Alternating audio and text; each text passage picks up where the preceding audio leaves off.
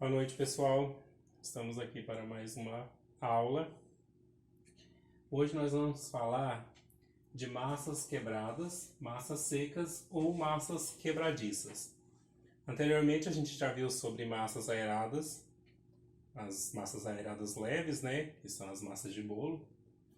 E hoje nós vamos falar dessas massas quebradiças, que são aquelas massas que são base para quiche, para torta doce, torta salgada, aquelas tortas que a gente vê muito em patisserie ou delicatessen, aquelas tortinhas mesmo. Então vamos lá. As principais características dessas massas. A massa quebrada ou pasta de brisa é um tipo de massa dura usada para bases de tortas doces e salgadas. Ok? Essa massa forma uma crosta consistente quando aquecida no forno e é chamada de massa quebrada a textura quebradiça, que aparece após o assamento. Ou seja, quando a gente pega, que monta aquela massa na forma e leva para assar, quando a gente retira ela está quebradiça, ela está seca. Então, por isso que é chamado de massa quebradiça. O nome francês é brisé, significa quebrado. É uma massa com alto teor de gordura, podendo estar acima de 50%, ou seja, do peso total da massa, 50% é gordura. Pode ser feita manualmente ou com um processador, ou comprada pronta, embalada em rolos revestidos ou em embalagens plásticas apropriadas. Essa massa, uma das características principais da produção dela é que você não pode sovar para que ela não desenvolva glúten e, consequentemente, elasticidade. Então, como ela é uma massa quebradiça, para ela ser quebradiça, ela não pode ter glúten ativo. Você não pode ter uma rede de glúten para ela poder ser, chamada de quebradiça. Então, o interessante é produzir manualmente de forma o menos brusco possível. Mas você pode sim fazer em processador ou já comprar pronta. A definição das massas pode ser descrita pelas suas características de textura e execução. São conhecidas por serem massas que necessitam de refrigeração durante o preparo, em alguns casos.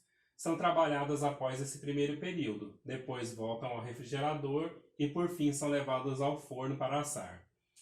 Ou seja, o processo de produção dessa massa é: você produz a massa, modela ela na forma, leva ela para refrigerar e depois você leva para assar refrigerada, ok?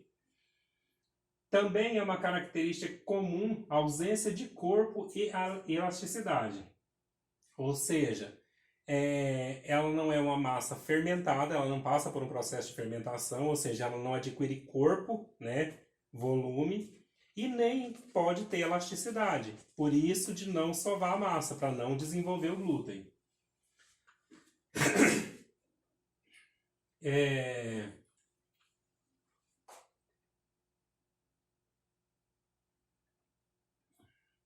Fique atento porque trata-se de massa quebrada, portanto a massa não é sovada para não ocorrer a formação do glúten.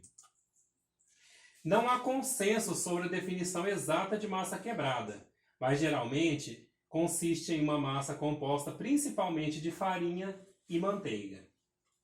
Então, a base dessas massas quebradiças é a farinha e a manteiga, podendo a proporção de manteiga em relação à farinha ser superior a 50% do total da farinha. Tradicionalmente é feita com uma quantidade de manteiga equivalente à metade do peso da farinha. Então a gente teria três opções: acima de 50%, 50% ou abaixo de 50%. Mas tradicionalmente ela é feita com teor de 50% de gordura. Isso significa que para cada quilo de farinha você pode adicionar meio quilo de manteiga, embora alguns confeiteiros prefiram aumentar a proporção de gordura na preparação da massa. A manteiga ela pode ser incorporada na farinha desfiando-a com as pontas dos dedos. O resultado é conhecido como areia ou farofa. com uma batedeira ou com um processador de alimentos. Então, tradicionalmente, quando a gente vai preparar essas massas, a gente fala que prepara uma farofa. É o termo que a gente utiliza. Vamos preparar uma farofa, que pode ser chamado de areia por conta da textura. Então a gente mistura a manteiga com a farinha e com a ponta dos dedos a gente vai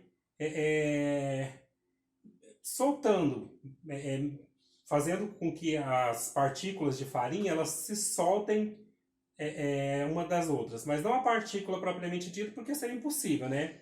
Mas assim, a gente vai refinar essa farinha o máximo possível. Então, com a ponta dos dedos, você vai misturando ali para se soltar, até formar essa farinha ou farofa, tá ok? Esse processo ele pode ser feito também no processador ou na batedeira, que também resulta nessa separação. A massa deve ser trabalhada após a formação de um tipo de areia e isso é obtido compactando a massa com as mãos. Então, essa farinha, essa areia, essa farofa, você vai compactar ela na assadeira com as mãos. Você vai colocando e compactando e apertando ali e moldando de acordo com a assadeira que você está trabalhando. Nunca devemos sovar essa massa para não formar o glúten e assim impedimos que a massa se torne elástica. Então, cuidado na hora que você for manusear essa massa para moldar ela ali na assadeira, para não ficar apertando demais na mão, sabe? Compactando e mexendo demais para ela não desenvolver o glúten. A massa pode ser enriquecida com ovos, mas comumente é umedecida com um pouco de água, ou aumentando a quantidade de manteiga para facilitar o amassamento e obter uma massa mais compacta. Então, se você vai estar mexendo ali e você não consegue que ela se compacte para formar a estrutura da torta, então você adiciona um pouquinho de água, mas comumente a gente utiliza um pouco mais de gordura. Então, você está ali, fez a farofa, mas na hora que você vai compactar ela na assadeira, ela não gruda. Então, um pouco mais de gordura, tá ok? Caso contrário, será arenosa e quebradiça e será chamada de massa... Peraí que eu acho que eu passei demais.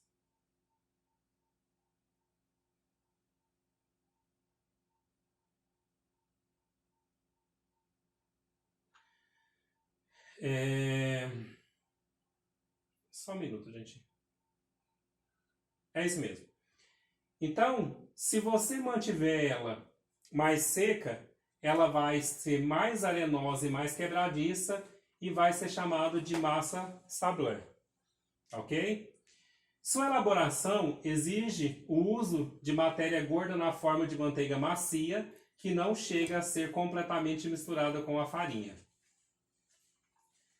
Então, a gente usa a manteiga em temperatura ambiente, na forma de pasta, né, de pomada, aquela manteiga não derretida, mas não firme, sabe, refrigerada. Então, você adiciona aquela pasta na forma aquela manteiga na forma de pomada e mistura, ok? O glúten e o amido contidos na farinha de trigo podem formar uma rede resistente à água, que endurece quando a massa for assada. Se o recheio for muito líquido, como um creme, ou se for cozido para recheio cru ou mal cozido, a massa quebrada pode ser pré-cozida para aumentar sua impermeabilidade. Então, se eu for usar um recheio mais líquido, um recheio que não vai ser cozido e pode incorrer no risco dele vazar se a massa estiver muito assim, com pouca compactação, então eu vou montar ela, vou levar ela para assar para que ela crie uma consistência melhor, ou seja, ela vai criar uma resistência maior e quando eu colocar meu recheio mais líquido, ele não vai vazar. Então, você vai pré-cozer a massa. Um dos aditivos mais comuns é o bicarbonato de amônio, como material fornecedor, geralmente como material fermentador, geralmente usado no assamento. No entanto, esse procedimento não é usual quando o confeiteiro prepara uma torta doce. Então, essa torta, essa massa, ela pode ser acrescida de um fermentador, porém, para preparações salgadas. Normalmente, para preparações doces, a gente não usa nenhum agente fermentador, tá ok? Os tipos de massa. As massas elas podem ser classificadas em 3 categorias segundo a relação gordura-farinha. Então, como eu falei, a gente tem 3 possibilidades de relação gordura-farinha. Mais de 50% de gordura em relação à farinha, 50% de gordura em relação à farinha ou menos de 50% em relação à farinha. Então, as massas pesadas, elas têm mais de 500 gramas de matéria gordurosa por quilo de farinha. O exemplo, a massa sablé. As massas médias, elas têm exatamente 500 gramas de gordura para 1 quilo de farinha. Então, essas são as massas brisket. E as massas leves têm menos de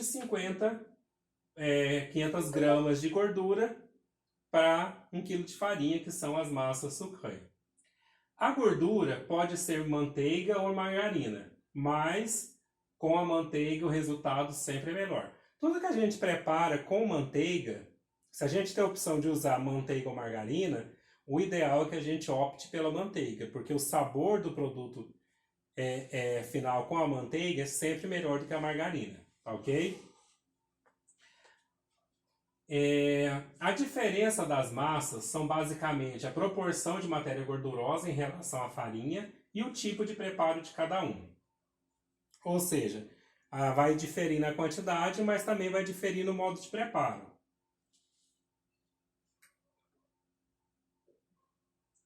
Normalmente, podem ser usadas como qualquer base de torta, ou até mesmo biscoitos.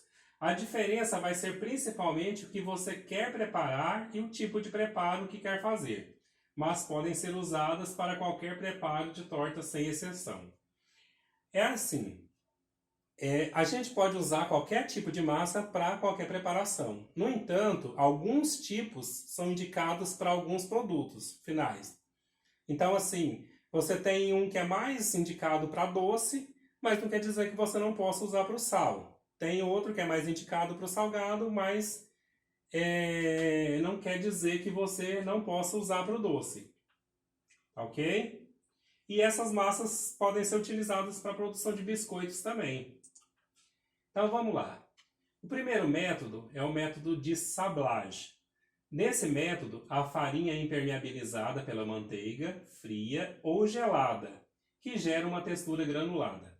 Então, você vai pegar a manteiga fria ou gelada, vai adicionar na farinha de trigo e vai, com a ponta dos dedos, ou batedeira ou processador, você vai soltar essa farinha e ela vai ficar encapsulada, por assim dizer, com essa manteiga. Mas a gente tem que entender o seguinte, esse tipo de preparo, ele tem que ser muito ágil, porque se você está trabalhando com a manteiga gelada, já com uma finalidade, você ficar ali naquela, sabe, aquela lerdeza, a temperatura da sua mão já vai esquentar a manteiga de forma que você perde o ponto dessa preparação. Então, a sablagem, já que você está trabalhando com a manteiga gelada, então tem que ser muito rápido. Esse granulado fica similar à areia. O fato de a farinha estar impermeabilizada fará com que, ao adicionar os ingredientes líquidos, essa massa não dissolva o glúten. Então essa manteiga, além de saborizar, ela tem a finalidade de impermeabilizar a farinha para que quando você adicione os líquidos, esses líquidos não desenvolvam glúten, ou seja, você não vai ter elasticidade nessa massa, então vai ser uma massa quebradiça realmente. Além disso, a impermeabilização da farinha trará como resultado final uma massa com mais força. Isso quer dizer o quê? Como você tem uma massa só produzida a partir daquela farinha, daquela farofa, você não tem elasticidade naquela massa, ou seja, você não vai ter uma elasticidade de forma que quando você assa a massa, ela fique fofa e quebre facilmente. Então você tem uma massa quebradiça, mas que é mais resistente a digamos assim, essa quebragem ali. Quando você pegar a massa, ela vai quebrar com menos facilidade. O resultado desse método é uma massa arenosa, quebradiça, que se esfarela com facilidade. Então, como você tem uma massa impermeabilizada, não vai ter aglutinação ali, não vai formar glúten, então você tem uma textura bem arenosa. A camada de manteiga que encapsula a farinha de trigo fará com que a farinha fique impermeável e sequinha, proporcionando assim uma textura arenosa e quebradiça. O método cremage, pelo nome a gente já pode ter uma ideia. Cremage remete a creme, né? Dá a ideia de que tem um creme envolvido aí. Então a cremage consiste em uma mistura bem emulsionada dos ovos, manteiga e açúcar. Assim como a gente faz para preparar um bolo, quando a gente fez o bolo, o pão de ló, a gente preparou um creme prévio com os ovos e o açúcar, bateu para ele aumentar de volume e depois a gente adicionou os outros ingredientes. Nesse caso a gente emulsiona os ovos, a manteiga e o açúcar. Só depois da formação desse creme é que o trigo é agregado. Dessa forma, os líquidos não são absorvidos tão rapidamente pela farinha, evitando assim de haver desenvolvimento do glúten. Então,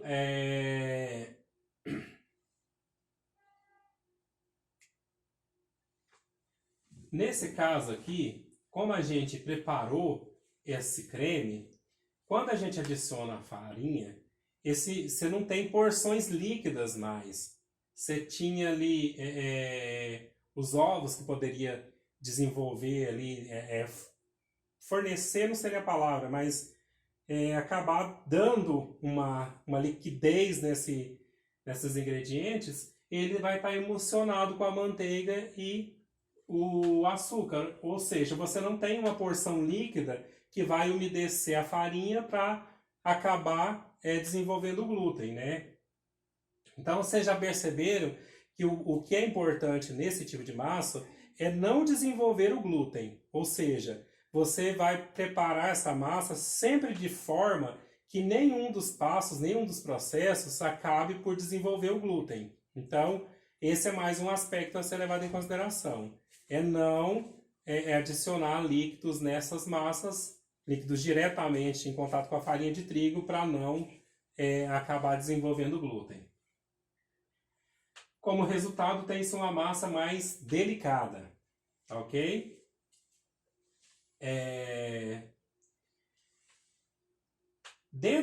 A gente tem dois modos de preparo, então, a sablage e a cremage. E agora a gente vai falar dos tipos de massa. Então, a gente tem as massas sucré, sablé e glacé. São exatamente utilizadas na confeitaria de base, podendo ser usadas para a elaboração de doces e salgados. Como eu falei anteriormente, todas podem ser utilizadas para preparar tanto doce quanto salgado.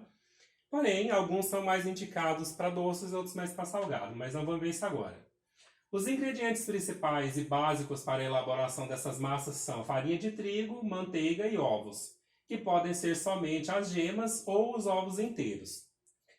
Como coadjuvante, teremos a água, o açúcar, o sal, o chocolate em pó e a farinha de amêndoas. Também podem fazer parte dando requinte e sabor.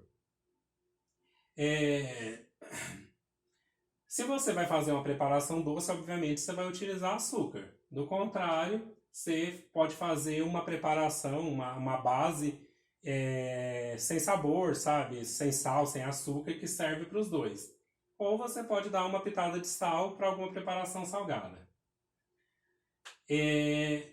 Foi a partir de 1500 que essas três massas foram diferenciadas entre si. As principais diferenças são a proporção de manteiga, como a gente já falou anteriormente, e farinha de trigo. A proporção entre a manteiga e a farinha de trigo, que a gente falou anteriormente. A presença do açúcar também interfere na preparação. Foi o que eu falei. Se você vai fazer uma preparação salgada, o açúcar ele não entra. Porém, o método de preparo é o mais significativo dos fatores que irá interferir no resultado final. Usualmente, a massa brisée costuma ser produzida pelo método de sablage, enquanto a sucrée costuma ser confeccionada pelo método crémage. Sucrée já dá um indício para a gente de que é uma massa doce. Então, existe um teor de açúcar nela. E a indicação dela é para preparações doces. A massa sablé é classicamente feita pelo método de sablage, mas também pode ser elaborada pelo método crémage, especialmente se o teor de doçura necessário para a preparação for maior, tendo que aumentar a quantidade de açúcar da receita. Então vamos entender isso. Eu tenho 3 massas e 2 métodos.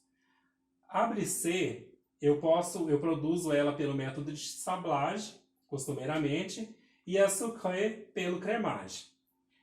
A sablé, eu posso preparar ela pelo sablage, mas se esse preparo requerer um pouco mais de açúcar, se a minha receita ali eu vou fazer uma preparação que requer uma massa mais doce, e aí eu vou preparar a sablé pelo método do crémage, tá ok?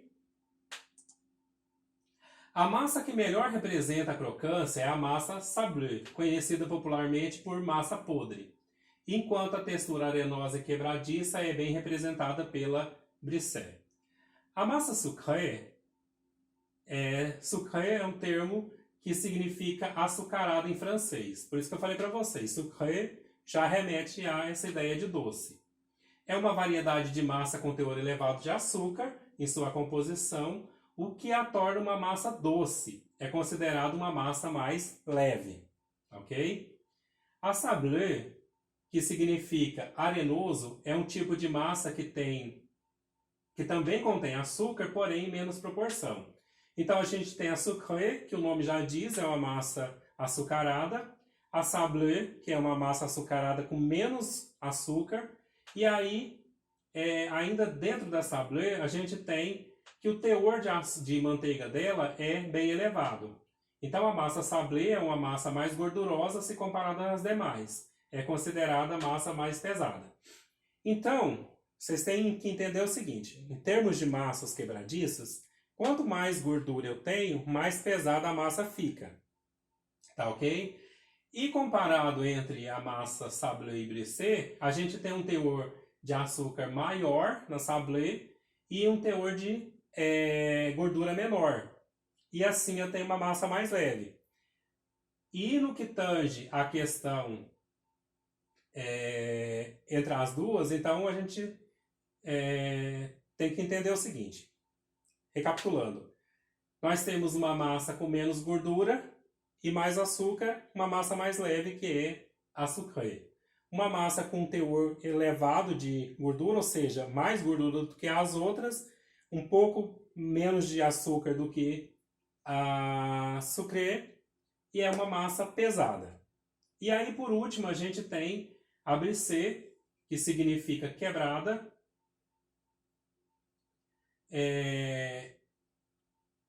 Essa é uma massa de textura arenosa e quebradiça, cujo método aplicado a ela é de sablage. Então a gente percebe que as massas mais leves, elas são produzidas pelo método de crémage e que as massas mais pesadas, elas são preparadas pelo método de sablage.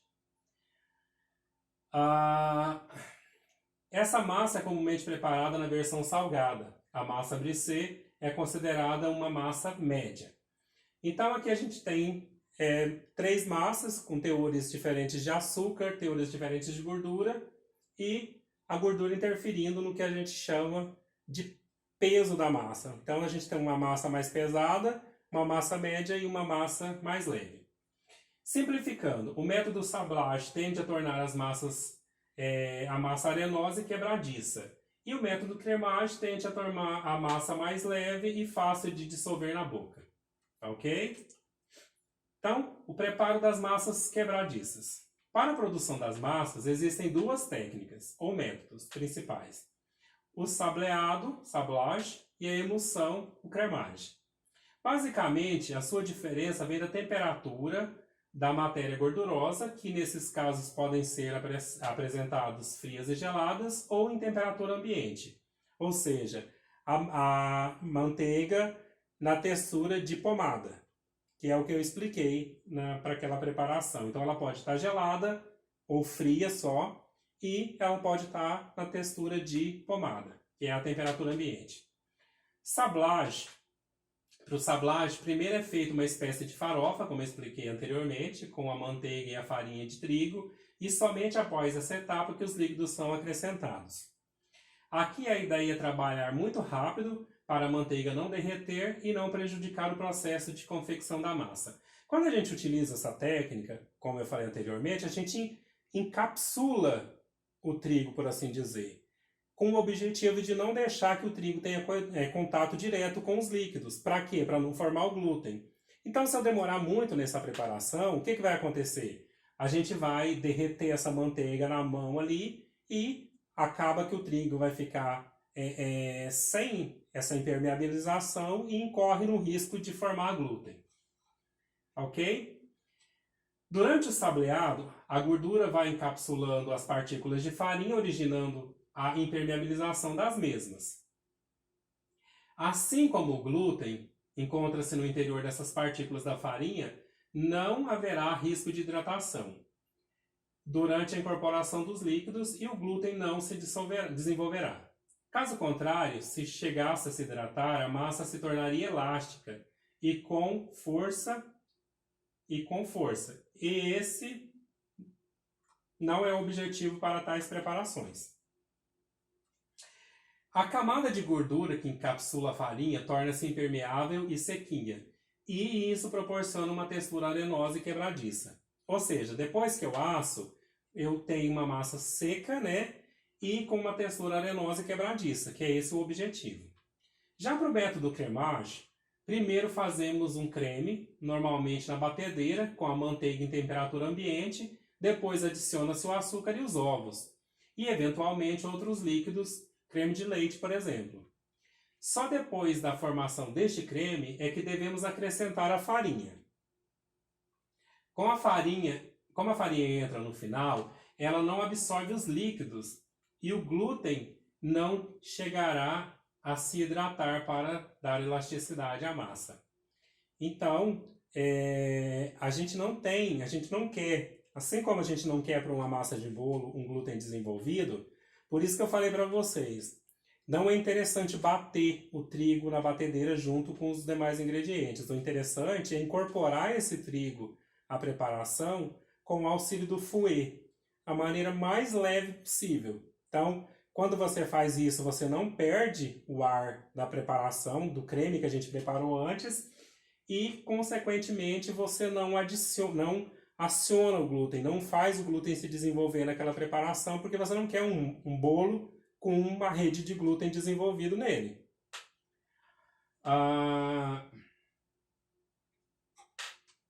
Então, como você prepara o creme antes e depois você adiciona a farinha, então, e você não tem esse acionamento do glúten, esse desenvolvimento, então esse preparo tende a tornar a massa mais delicada, leve e fácil de desmanchar na boca. Exemplo dos sablés ou dos biscoitos amanteigados. O biscoito amanteigado, que eu pretendo explicar para vocês como que é feito, a gente vai fazer uma videoaula ou uma aula demo, alguma coisa assim, é preparado com essas técnicas. A gente prepara o creme antes e depois adiciona a farinha, então você tem aquela massinha de biscoito ali que não desenvolve glúten. Então ele fica quebradiço, arenoso e por isso que ele dissolve na boca.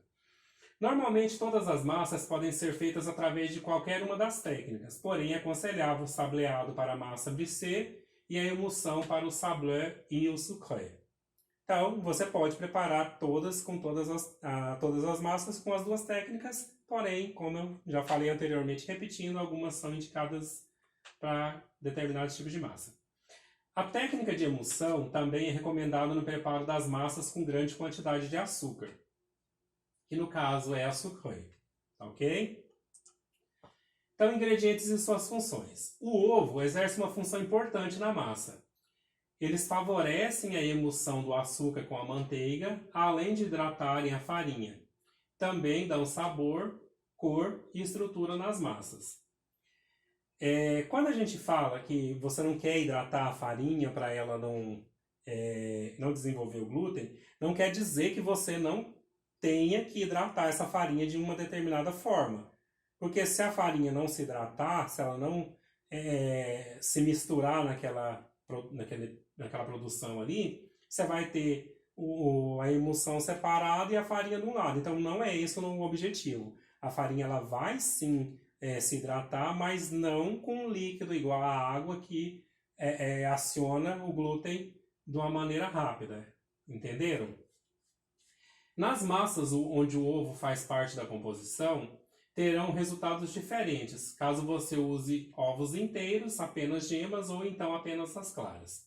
A diferença será na textura, portanto, prefira massas que tenham apenas gemas, porque além de facilitar o processo de emulsão, caso seja esse o escolhido, a quantidade de água na massa será menor, visto que as claras possuem muito mais água do que as gemas, e assim provavelmente você usará menos farinha de trigo no preparo, obtendo então uma massa mais saborosa.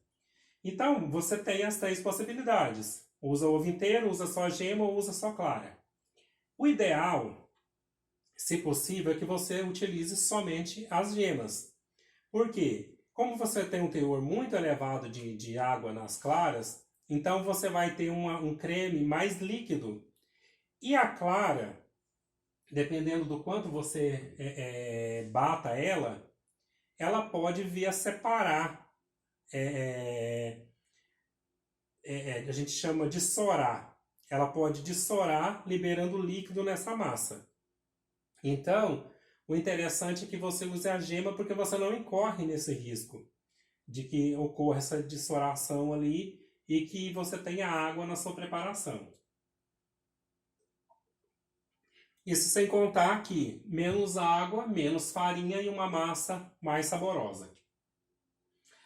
Massas feitas apenas com gemas serão mais finas e com melhor capacidade de resfriamento. Eu não sei exatamente o porquê uma massa com clara, só com gema, ela resfria mais rápido do que uma massa com ovos inteiros ou claras. Mas a literatura diz isso.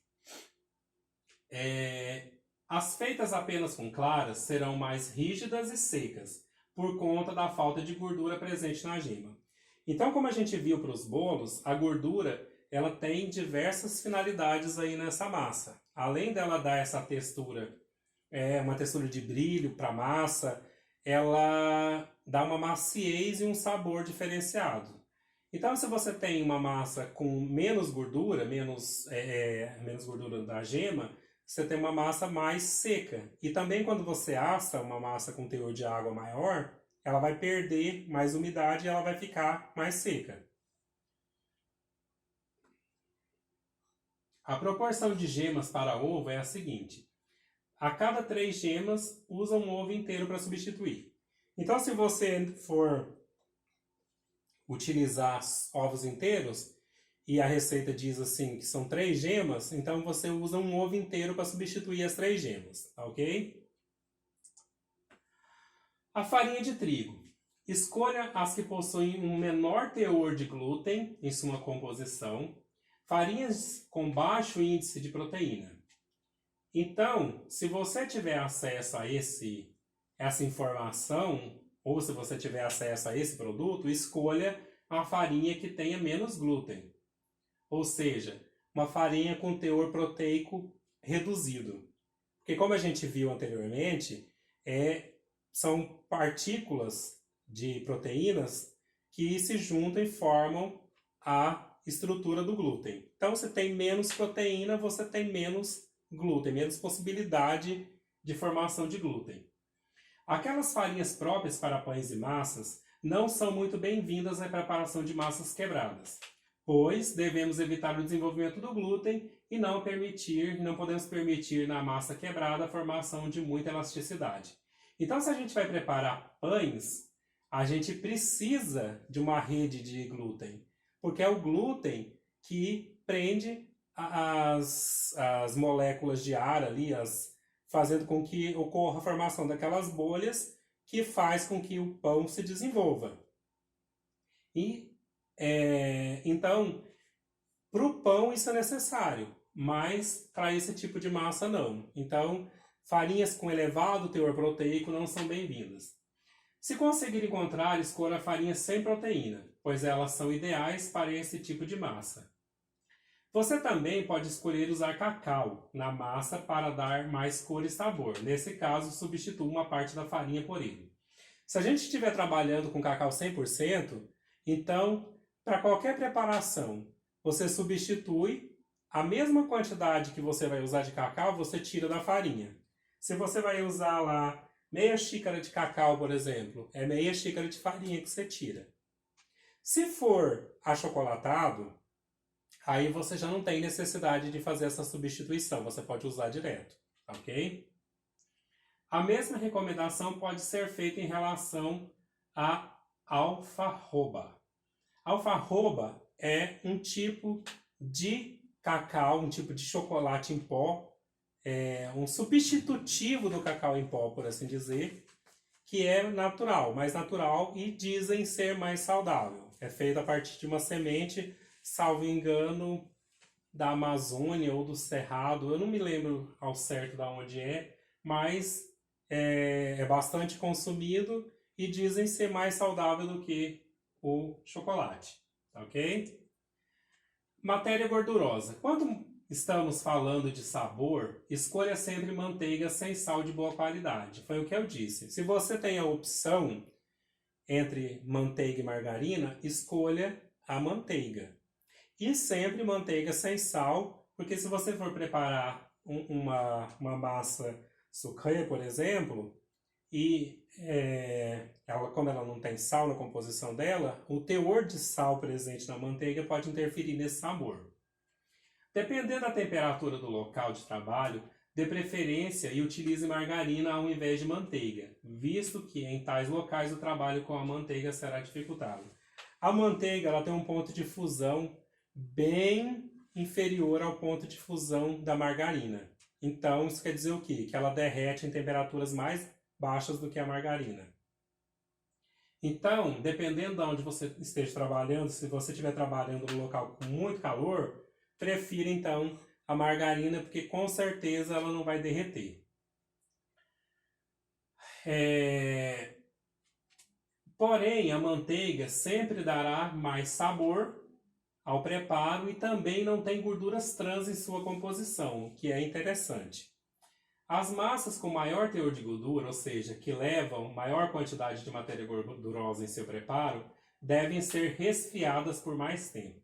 Então, como eu falei, isso vale para esse tipo de massa, em qualquer tipo de preparação que você faz nesses sistemas, você tem que levar para refrigerar. Por exemplo, quando eu faço biscoito, eu levo sempre o biscoito, eu abro a massa do biscoito, levo para refrigerar e só então eu corto e levo para assar. Por quê? Se você prepara a massa ali, já abre, já corta e leva para assar, primeiro que você vai ter uma dificuldade muito grande de trabalhar com ela. E segundo, que assim que você coloca ela no forno que a temperatura está muito alta, aquele biscoito, aquela massa, ela perde a estrutura, porque a manteiga já está mole, e assim, quando você leva ela não consegue nem criar uma camada, uma película mais resistente para segurar ela no lugar. Então, o ideal é levar sempre para assar refrigerado, ok? E quando você tem um teor de gordura maior, a refrigeração é por mais tempo. O sal tem a função de realçar o sabor da massa, e também ajuda a dar coloração quando é assado, ter preferência ao sal refinado. Então, como eu falei na nossa estudo dirigido, o sal ele tem função de realçar sabor, seja em qualquer preparação que for. O sal sempre tem essa finalidade, ele realça o sabor das preparações, tá ok? O açúcar também ajuda a dar sabor e coloração, porém há uma diferença no resultado dependendo do tipo de açúcar que você for usar. As massas feitas com açúcar refinado ou cristal apresentam um aspecto mais rústico, visto que são mais difíceis de serem incorporadas nas preparações. As massas feitas com açúcar impalpável, que é o glacúcar, que é aquele açúcar que é mais fino do que o açúcar refinado, resultam em massas com superfícies mais lisas e uniformes. A questão aqui é o seguinte, açúcar impalpável é o açúcar que tem um teor de amido na composição. Salvo engano, são 9%. Então, você pode usar o impalpável ou você pode usar o glacúcar, que é um açúcar bem mais refinado. Ok? Então, você tem massas com superfícies mais lisas e uniformes, porque o açúcar cristal, ele dá uma sensação... devido à granulometria dele, você passa a mão assim, você sente o açúcar na massa. O açúcar refinado, ou o glacúcar, ou o impalpável, você já não sente isso. É uma massa lisa quando você passa a mão assim. Isso é interessante. O que ajuda tanto na textura quanto na hora de colocá-los na forma. Já que, usando esse ingrediente, elas terão melhor aderência na forma e assim copiam melhor o molde na forma utilizada. Então, resumindo, o açúcar nesse tipo de preparação, nesse caso aqui, ele vai facilitar que a gente modele a massa na forma. Então, quando você utiliza o açúcar cristal, a massa tende a quebrar, porque ela fica mais arenosa, mais rústica, por assim dizer. Tá ok? Mas o fato ela melhor se adequar à forma não quer dizer que ela tem elasticidade, ok? Glucose e mel. Algumas massas podem ter glucose ou mel em sua composição. Nesse caso, além de dar sabor e cor, tais ingredientes conservam melhor a umidade da massa, conferindo uma vida mais longa ao seu preparo. Então a glucose e o mel, elas dão umidade e elas acabam ajudando a prolongar a vida, ou seja, eles agem como conservantes dessas massas, tá ok? E no caso do mel, pela coloração, ele altera, pela coloração do mel, ele vai alterar a coloração da massa também. A glucose já nem tanto, porque a glucose é transparente, tá ok? Os extratos saborizantes. Se desejar, pode adicionar algum sabor à massa. Quando doces, extrato de baunilha, extrato de amêndoas, raspas de limão, raspas de laranja.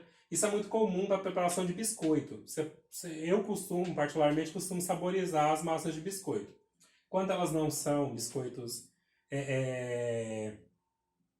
de especiarias ou de chocolate, é só o biscoito mesmo, eu uso um extrato de baunilha. Porém, lembre-se que o melhor momento para adicionar esses aromas é quando estamos batendo a manteiga com o açúcar, no caso, preparando a emulsão, ou junto com os líquidos, no caso do sableado. Então, você pode, durante a emulsão, adicionar o extrato, ou se você estiver preparando uma massa no método de sablage, você adiciona junto com os líquidos. Aqui vale uma advertência. Se você utilizar essências, lembre-se que elas são feitas à base de álcool e podem perder parte do aroma no assamento, devido à adoção do calor seco dentro do forno. Então, se você colocar uma quantidade muito pequena de extrato, por exemplo, durante o assamento, esse extrato vai se perder, esse álcool, então você vai perder um pouco do aroma que você queria. Então vamos falar agora sobre cocção. Há dois tipos de cocção dessas massas, a cocção a branco e a cocção completa. Você irá decidir qual deles irá usar dependendo do recheio que for agregar à massa. Como eu falei anteriormente, se você for usar um recheio líquido, você vai pré-assar essa massa. Então, em função do recheio que você vai definir, se você vai usar a cocção a branco, que seria essa cocção... Eu vou explicar agora. Então, assim, Para massas onde o recheio irá ao forno,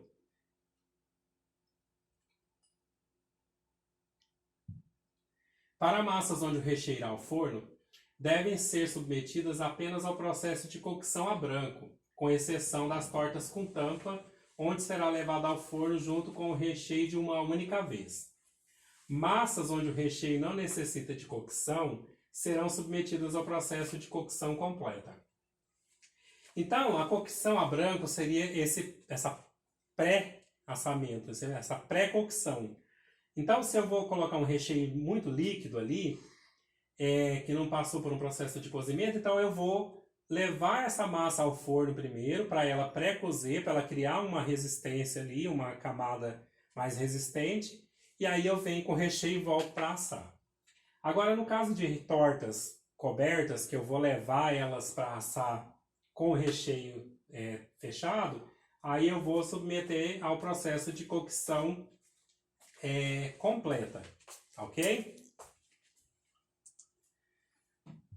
A diferença no tipo de cocção. Cocção a branco é uma cocção prévia, ou seja, um pré-assamento, de 8 a 10 minutos em forno a 180 graus. Essa pré-cocção é necessária para que a massa fique com uma textura adequada e não embatume no forno, ok? Para fazer a cocção é necessário cobrir a massa completamente com papel alumínio e colocar um peso sobre ele. Por quê? Se você leva essa massa para assar só ela incorre no risco de criar bolhas no fundo e você ter uma torta com um fundo disforme. Então cria aquela bolha de ar ali, aí a torta dá aquela embarrigada por dentro e no fundo fica aquele buraco. Então, para que você evite as bolhas e tenha um cozimento uniforme, porque toda a superfície da massa vai ficar em contato com a assadeira, você cobre ela com papel alumínio e coloca alguma coisa por cima.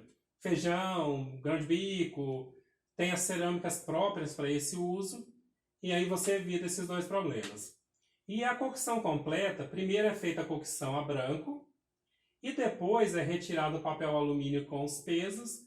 Depois disso, a massa é assada até que fique dourada ou na textura desejada. Então, você tem esses dois passos. Primeiro, você leva ela para pré-cozer, recheia, depois você leva para a cocção completa, ok? Aí, conservação das massas. As massas sem assar, que não possuem fermento químico em sua composição, podem ser armazenadas por até 7 dias na geladeira, ou durante 90 dias congeladas a menos 18 graus. Para usar uma massa que foi congelada, deixe a mesma descongelando dentro da geladeira durante 12 horas ou até que fique com a textura da geladeira e assim possa ser manuseada. Ok?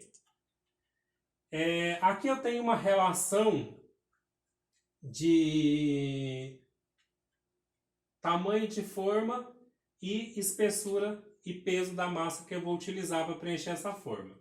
Então, para uma forma de aro 10 de diâmetro,